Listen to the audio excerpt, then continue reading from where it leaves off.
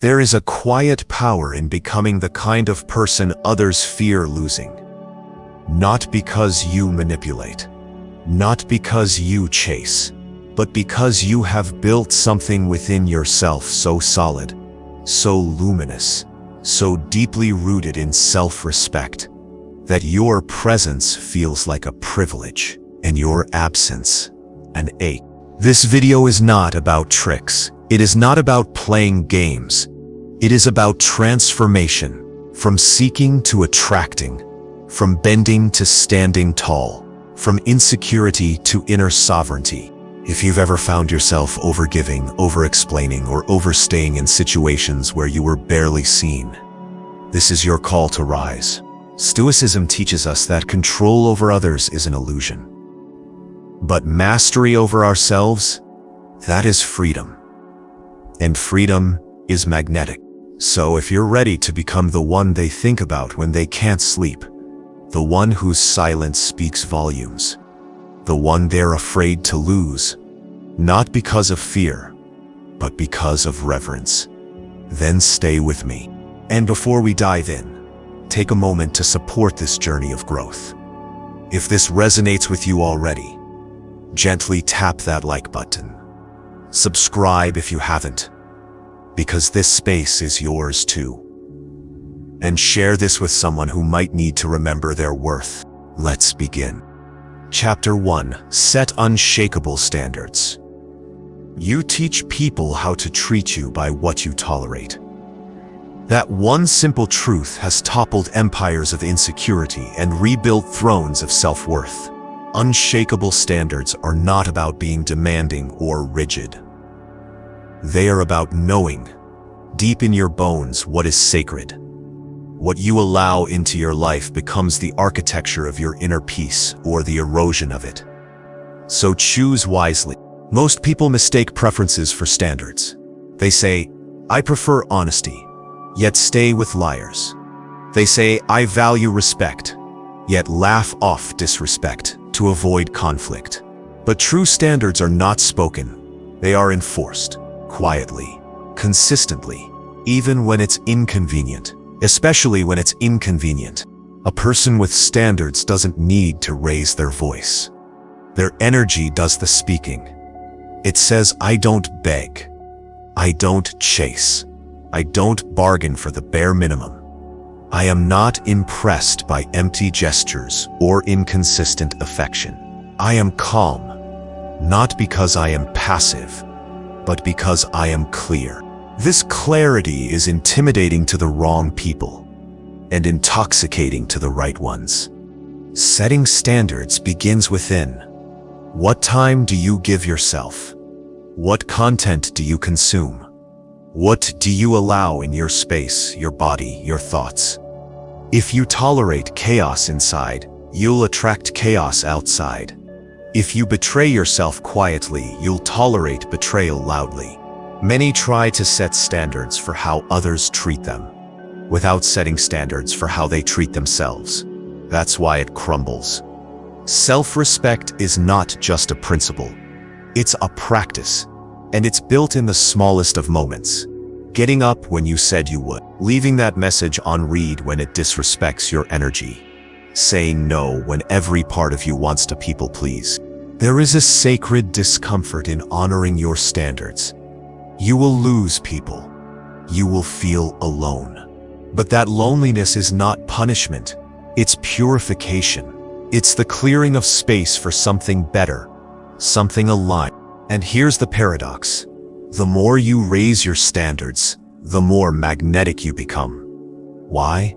Because in a world of over-accessibility, being selective is powerful. It whispers, I am not desperate. I am not available to anyone who simply shows up. I am not moved by surface. I value depth, and depth is rare. Your standards are a mirror, not just for others, but for yourself. When you keep them firm, you remind your nervous system, I am safe. I am worthy. I am not here to earn love. I am here to share it with those who recognize its weight. Sometimes you won't even need to walk away. People will remove themselves from your life when they see your boundaries are no longer negotiable. Let them. It is not rejection. It is alignment. If you're still listening, I want you to pause and reflect. What is one standard you've allowed to slip recently? And what would it look like to restore it? Not with anger, but with calm conviction. Share it below in the comments if you feel called. Sometimes putting it into words is the first step to reclaiming your power. Chapter 2. Don't seek, be sought. There is a certain stillness in those who no longer chase, a presence that fills the room, not by demanding attention, but by not needing it. That is the essence of being sought. In our culture of instant gratification, we are taught that effort equals value. That if we try harder, they'll see our worth. That if we explain more, they'll finally understand. But pursuit, when rooted in anxiety, is not noble. It is exhausting. It drains your energy and dilutes your power. To stop seeking does not mean to stop caring. It means to stop attaching your worth to how others receive you. It means standing so rooted in who you are that if someone walks away, your world does not collapse. It simply recalibrates. Let's be clear. Attraction is not built in pursuit. It is built in polarity. When you stop orbiting around others, they are forced to notice your gravity. And if they don't, they were never meant to. You do not need to chase what's aligned. You attract it by being aligned. Think of nature. The sun does not beg the earth to revolve around it. It shines, unbothered, and everything else moves in response. That is your blueprint. Your job is not to pursue validation. It is to embody radiance, quietly, consistently. So how do you shift from seeker to sought? You begin by withdrawing your energy from spaces where it is not valued. This doesn't mean bitterness or resentment. It means redirecting. You stop texting first all the time. You stop over-explaining. You stop trying to make them see. Instead, you create. You build. You become. Fill your life with things that make you forget to check your phone. Engage in pursuits that make you magnetic, without even trying. When you stop seeking people and start seeking excellence, people will start seeking you. It's not magic, it's presence. It's the way your eyes shine when you talk about something you love.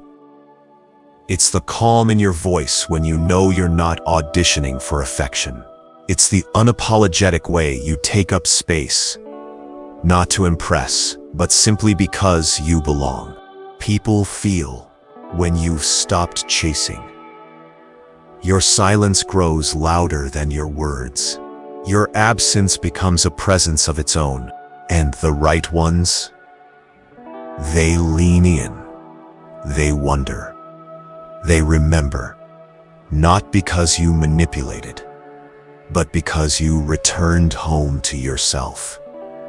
And that is unforgettable. The greatest compliment someone can give you is not "you're attractive." It's "I feel calm around you." That calm is born when you stop seeking.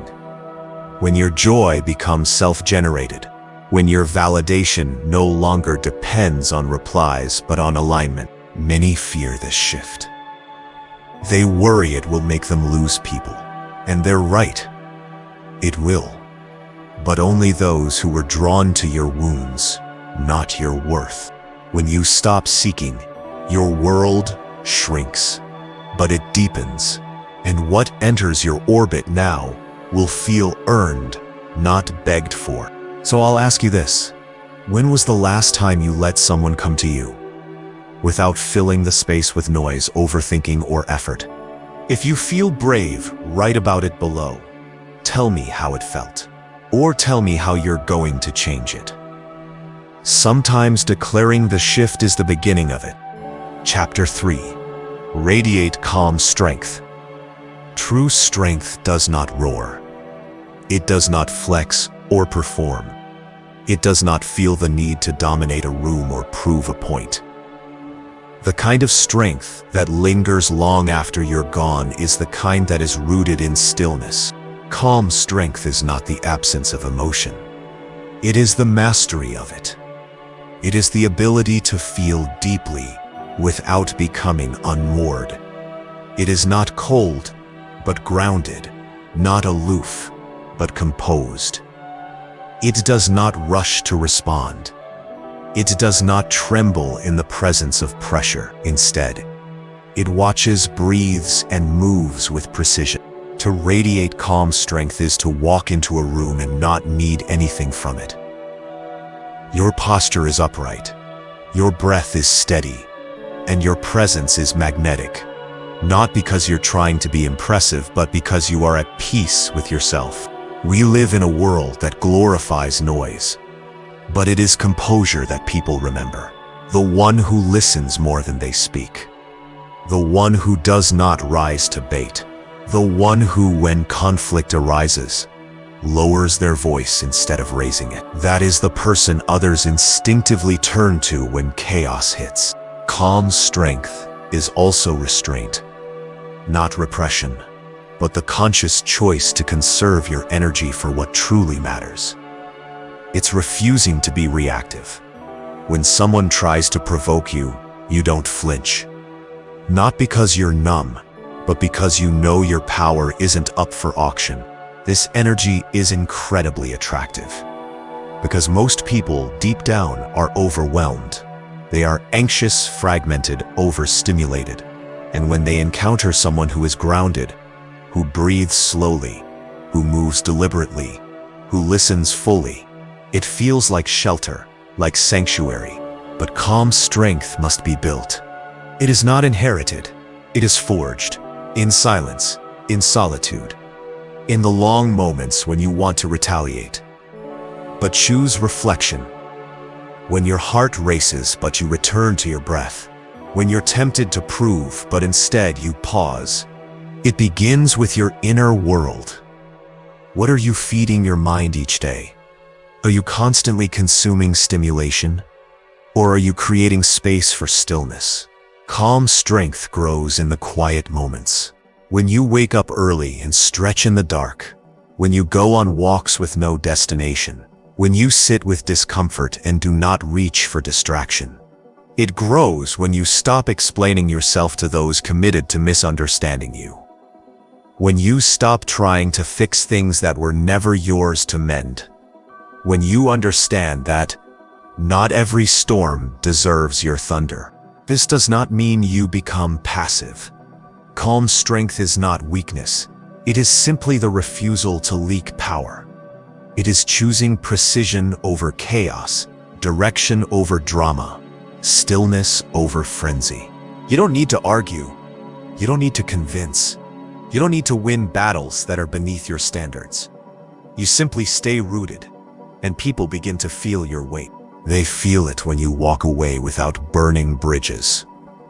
When you speak with softness, but every word lands like thunder. When your very presence slows down the pulse of a room.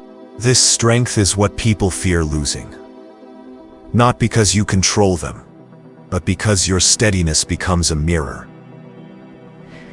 It reflects what they're missing, and they know they may never find it again. So breathe deeply. Lower your shoulders. Slow your words. Let your silence speak. Let your actions be gentle but exact.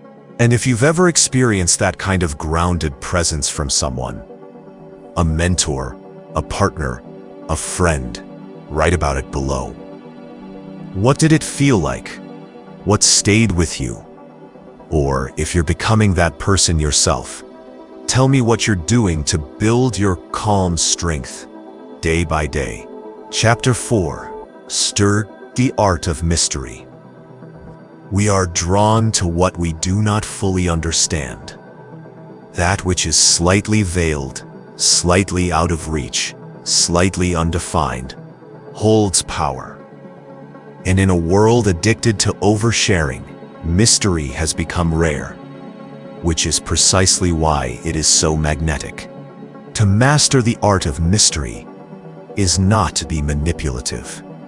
It is not to be distant for the sake of performance. It is to live in a way that honors your inner world. Not everything needs to be broadcast. Not every detail needs to be explained. Not every emotion needs to be displayed. Mystery is not hiding. It is refining. It is choosing what to reveal and when. It is letting people earn access to the deeper layers of who you are. It is trusting that you don't need to rush connection. That depth built slowly is far more powerful than intensity born from overexposure. There is a sacredness to your soul. Not everyone is meant to walk its halls. Let that be your guiding truth. When someone meets you, they don't need to know your entire story in the first conversation.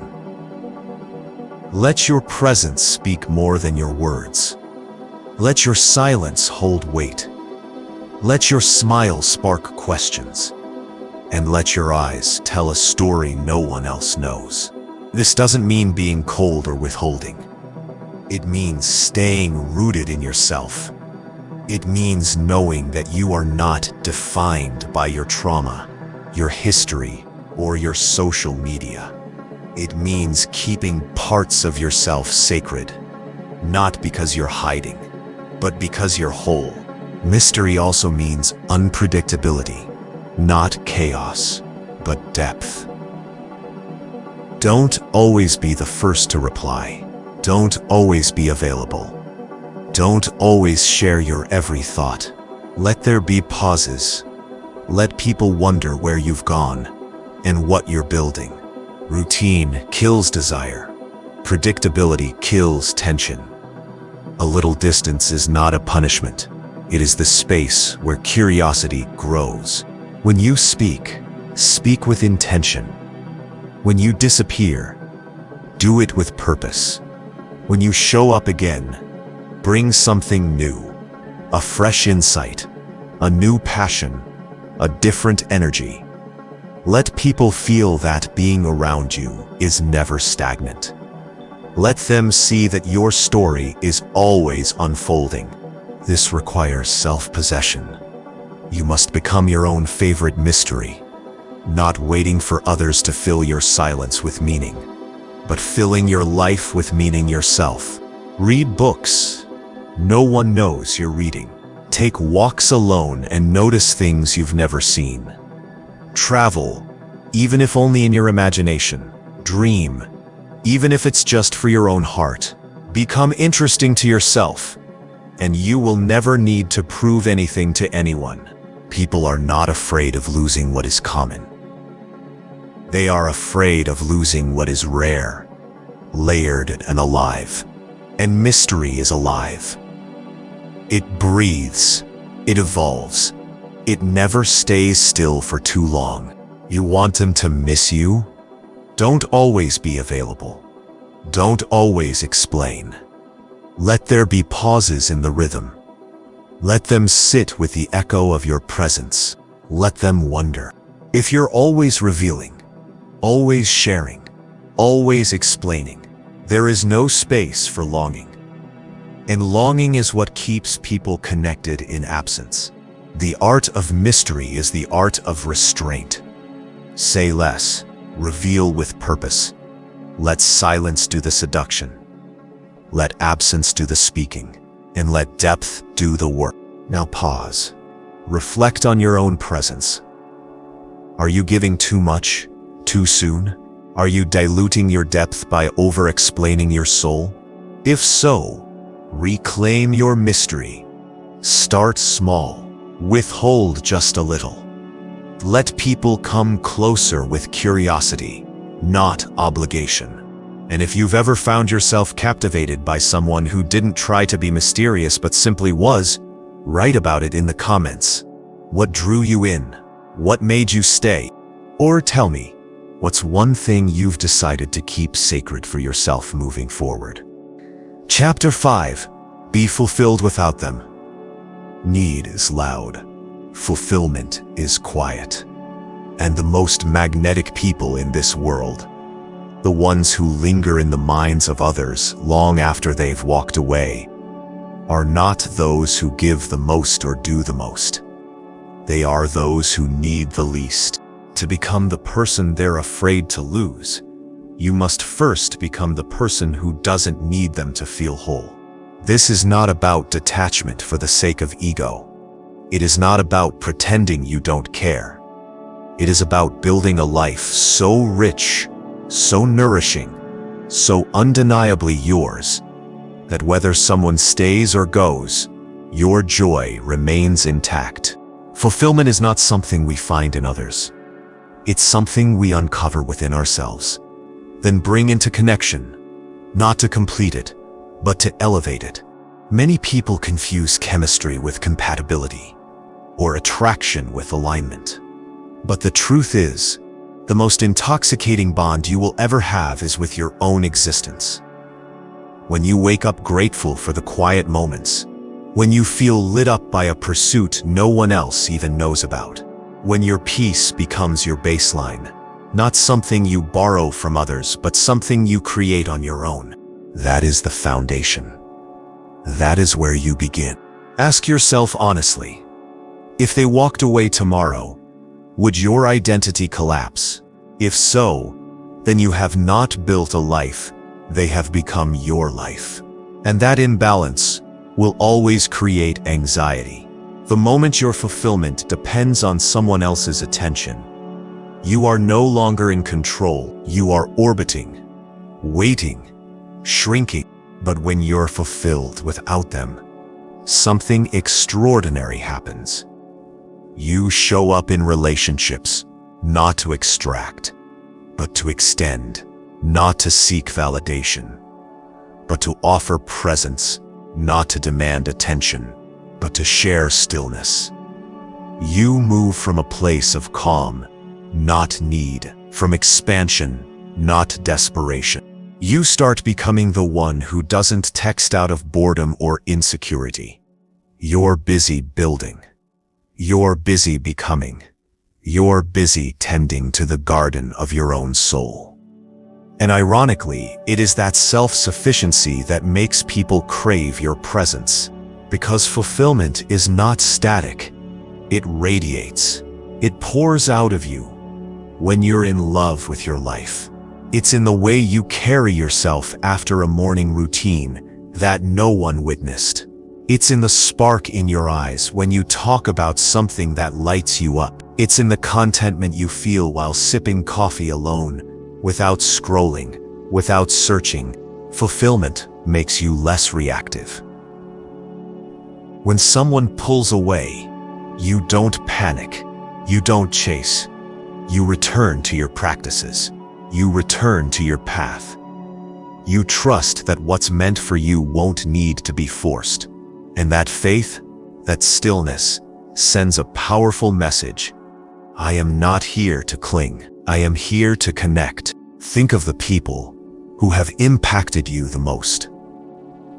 Were they needy? Were they constantly seeking approval? Or were they anchored? Were they present? Were they joyful in solitude and graceful in company? You do not become unforgettable by being constantly available. You become unforgettable by being whole, by being lit from within, by making solitude your sanctuary instead of your sentence. To cultivate this, ask yourself, what makes me come alive when no one's watching? What brings me peace that isn't tied to someone else's presence?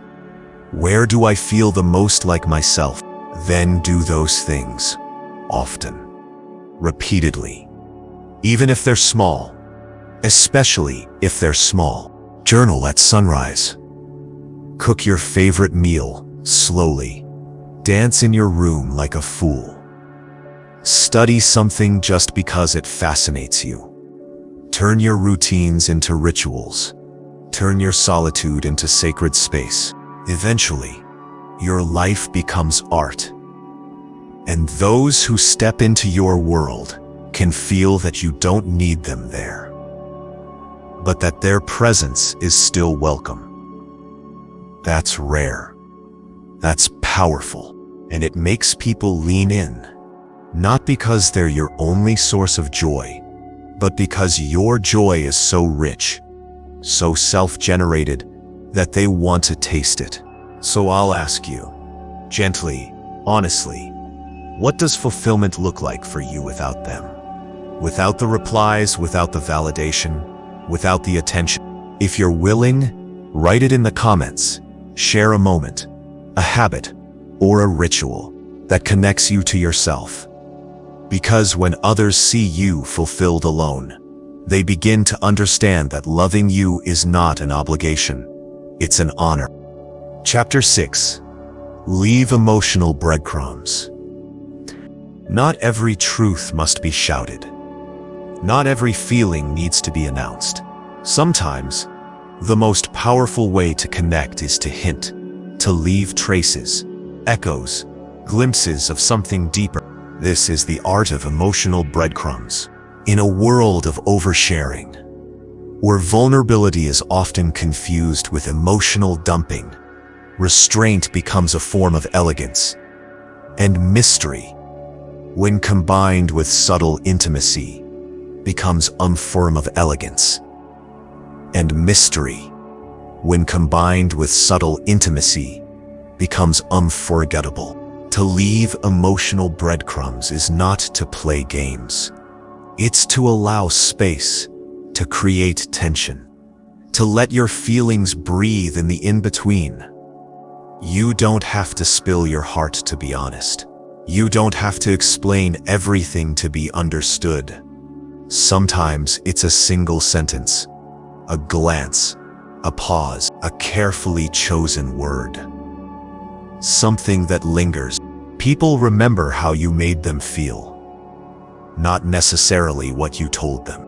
The goal is not to be manipulative, but to be intentional, to allow someone to journey toward you rather than flooding them with your entire emotional landscape. This requires presence, patience, and the understanding that attraction grows in curiosity.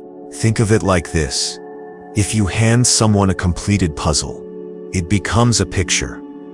But if you leave them a few meaningful pieces, they lean closer, they wonder, they engage, they invest. And when someone invests emotionally, they value the connection more deeply. Because they're not just being told, they're discovering. This doesn't mean being cold or avoidant. Emotional breadcrumbs are not silence. They are subtlety.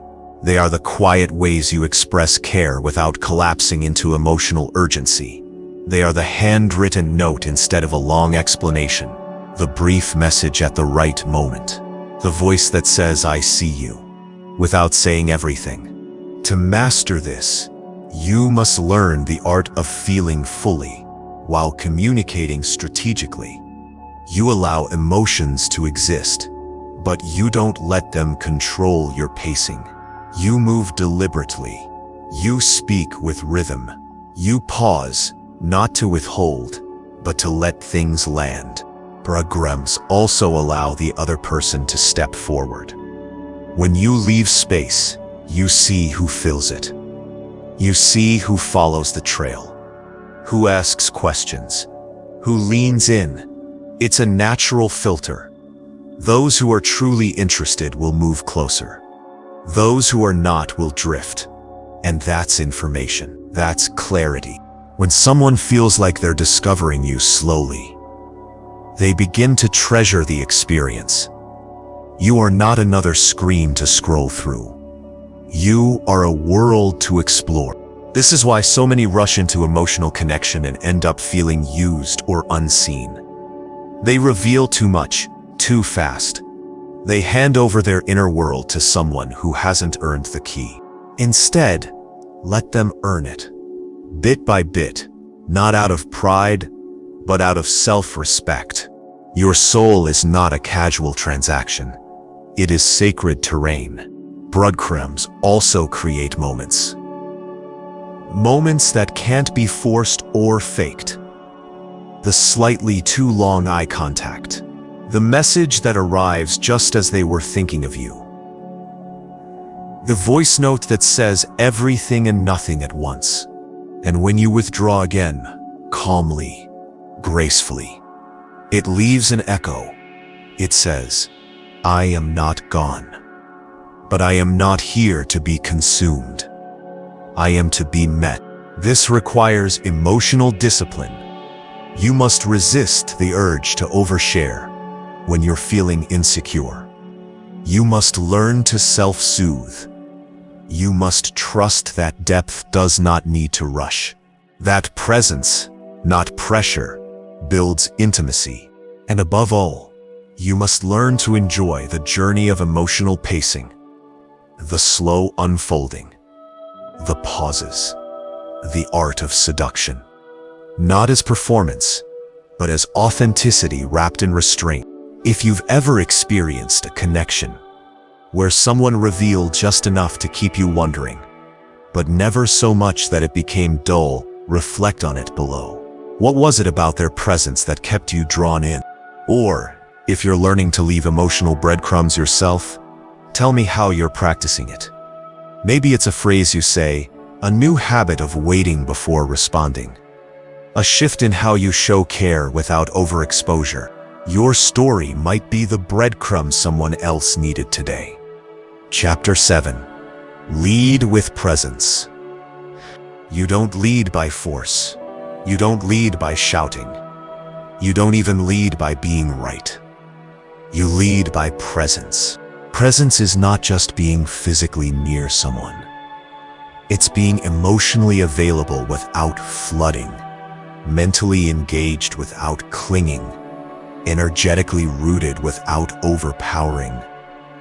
It is the art of showing up fully, calmly, with every part of yourself intact. And that kind of presence, steady, rare, undistracted, is what leaves an imprint. We live in a time of chronic disconnection. People may sit across from each other and still not be together.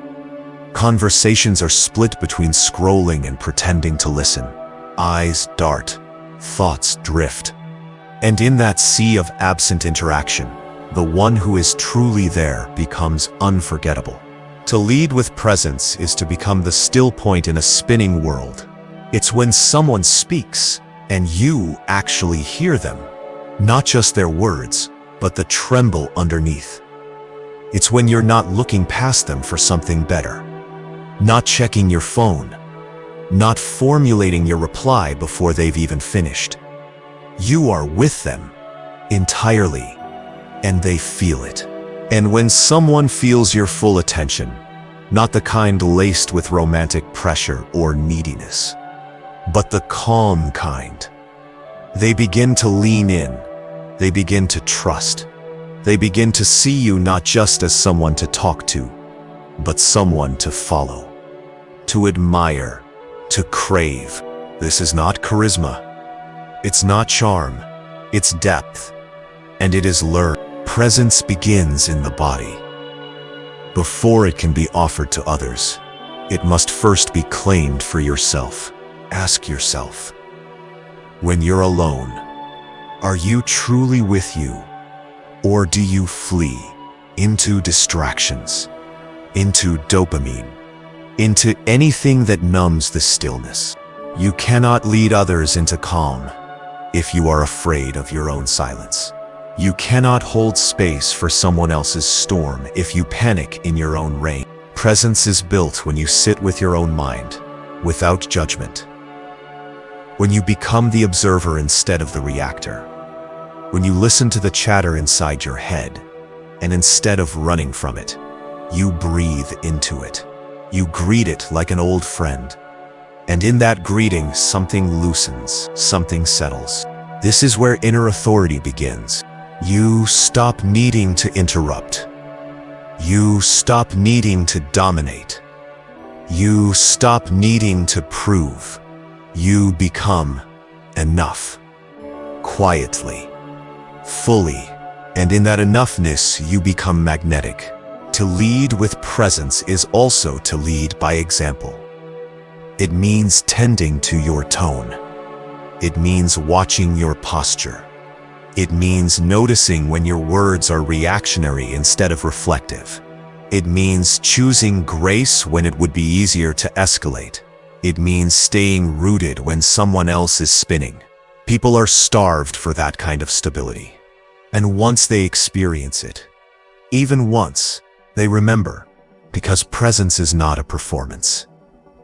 It is not loud. It is not about controlling outcomes. It is about being there, being calm, being whole. You want to lead a connection? Be the most grounded person in the room. That doesn't mean you don't feel. It doesn't mean you suppress. It means you don't leak. You feel fully.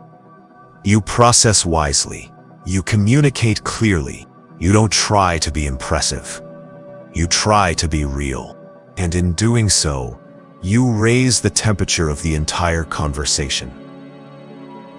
You create a space where others feel safer, calmer, more seen. And that is leadership. That is the kind of presence people don't forget. The kind they crave when the world feels overwhelming. The kind they fear losing, not out of dependence, but because it made them better. So I ask you, when was the last time you were fully present? Not just with someone else, but with yourself. Write about it below. Or if you're working on becoming more present, moment by moment, breath by breath, tell me how you're practicing. Sometimes just saying it aloud starts the shift. Chapter 8. Be rare, not available. Availability is everywhere. You see it in the constant notifications, in the rapid replies, in the desperate yes to every request. People are accessible at all hours, scrolling, posting, performing, and in all that availability, something sacred has been lost. Rarity. To become someone others are afraid to lose, you must first stop being easy to reach. This is not about playing hard to get. It's not about becoming aloof or manufacturing distance. It's about understanding the fundamental truth. What is abundant is often taken for granted. What is rare is revered. Your time, your energy, your presence. These are currencies, and like any currency, their value diminishes when given without discernment. Being rare does not mean being absent. It means being intentional with your presence. It means showing up not always, but meaningfully, not constantly, but powerfully. Think of your own life. The people who impact you most aren't the ones who flood your inbox. They're the ones whose presence lingers. The ones who are doing something.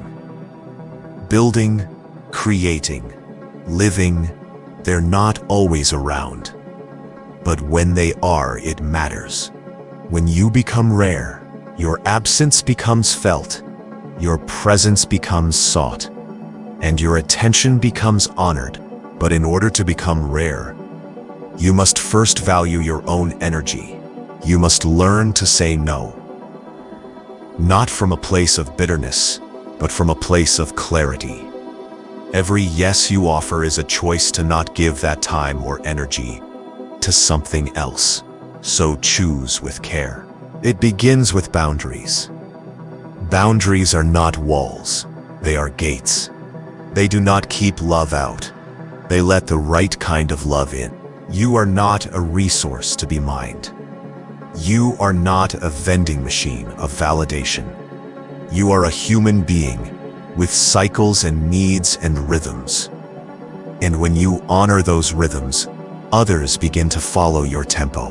Be the person who doesn't always reply right away, who takes time to think before they speak, who doesn't flood the group chat, who doesn't say yes to every outing, not because you're distant, but because you're directed. You're building something, a life, a self, a dream. And that deserves your focus. When someone asks for your time, pause. Ask, do I want this?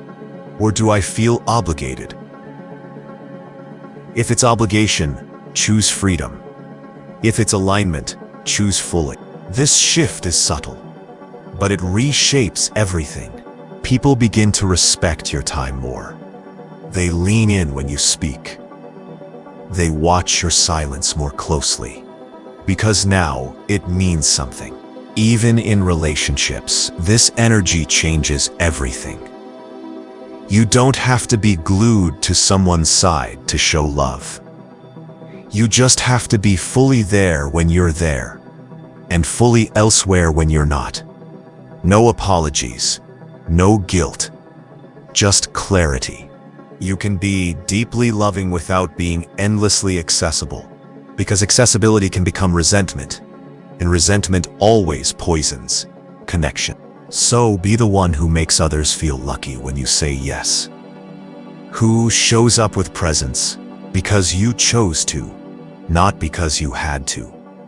Who disappears with grace and reappears with depth. Let your availability become a gift, not a default. This doesn't mean disappearing forever. It means calibrating your presence. It means protecting your time like a sacred flame.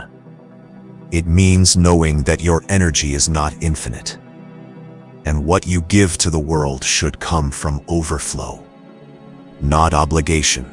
The more you honor your rarity, the more others will. And if they don't, let them go. Those who expect your constant availability are not afraid to lose you. They're afraid of losing access. And there's a difference. If you're reclaiming your rarity, even in small ways, share that below. Maybe you've taken back your mornings. Maybe you've paused your notifications. Maybe you've learned to sit with yourself instead of filling every moment. Tell me what you've done to become less available and more you. Chapter 9. Never settle. Settling doesn't always look like defeat. Sometimes it looks like almost, like good enough. Like they check most of the boxes. It slips in quietly, dressed in reasonable expectations and polite compromise. But behind it, a slow erosion begins. Of standards, of joy, of soul. To become the person they're afraid to lose, you must become the person who never settles. Not out of arrogance, but out of reverence for what your life is meant to be. Settling is the silent killer of potential. It's what happens when we choose familiarity over fulfillment. When we stay because leaving feels uncomfortable, not because staying feels right.